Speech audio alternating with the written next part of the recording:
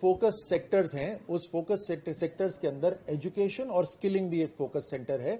हमारा जो सबसे पहला मुंबई में समिट हुआ उसके अंदर तकरीबन 10,000 करोड़ का हमने एमओयू करा है एक बहुत बड़ी कंपनी के साथ में, जो हमारे कुछ आईटीआईज और पॉलिटेक्निक्स को टेक ओवर करेगी और हम उसके अंदर कैपिटल, हम और वो दोनों मिलकर कैपिटल इन्वेस्टमेंट करेंगे।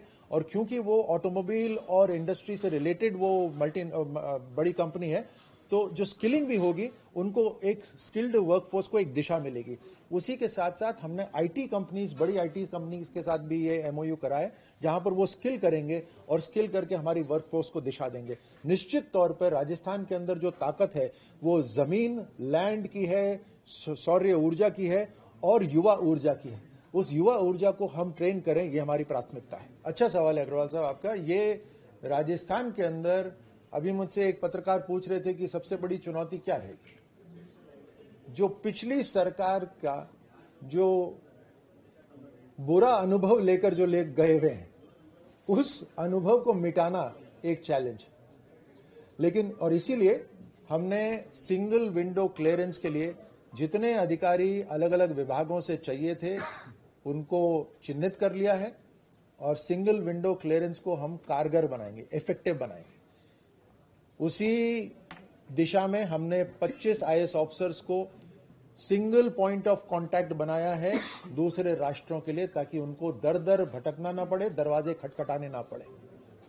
हमने राज्यों के अंदर भी जो हमारे नॉन रेजिडेंट राजस्थानी हैं उनके लिए एक एक अधिकारी हर राज्य के लिए चिन्हित कर दिया है।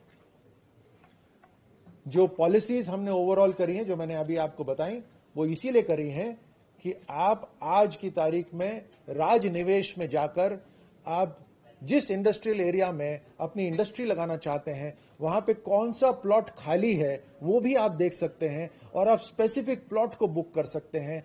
हमने ट्रांसपेरेंसी लेकर आ गए, अधिकारियों के साथ बात करने की जरूरत नहीं है। आपको जो एमओयू करने हैं वो केवल ऑनलाइन एमओयूज हो रहे हैं और आपको वहीं जमीन दिख सकती है।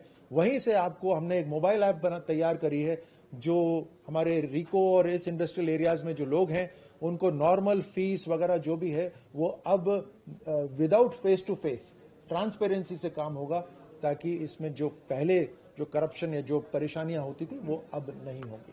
देखिए, आपने जो प्रश्न पूछा उसमें यह है कि राजस्थान के अंदर न केवल ऊर्जा बल्कि जीरो कार्बन फुटप्रिंट वाली ऊर्जा आज जो दुनिया की कंपनीज हैं उनके लिए निहायत ही जरूरी हो गया है कि वो सरवाइव करने के लिए अपना उनकी प्रोडक्ट की कीमत और उसके ऊपर जो पेनल्टीज लगती हैं उसको कम करने के लिए वो जीरो कार्बन फुटप्रिंट की ऊर्जा इस्तेमाल करें।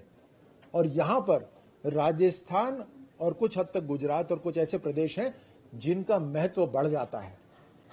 हमने पहले ही कुछ महीनों के अंदर तकरीबन 2 लाख करोड़ के एमओयूज करे हैं पब्लिक सेक्टर अंडरटेकिंग्स के साथ, जो सोलर और विंड एनर्जी की रिन्यूएबल एनर्जी पार्क्स लगाएंगे।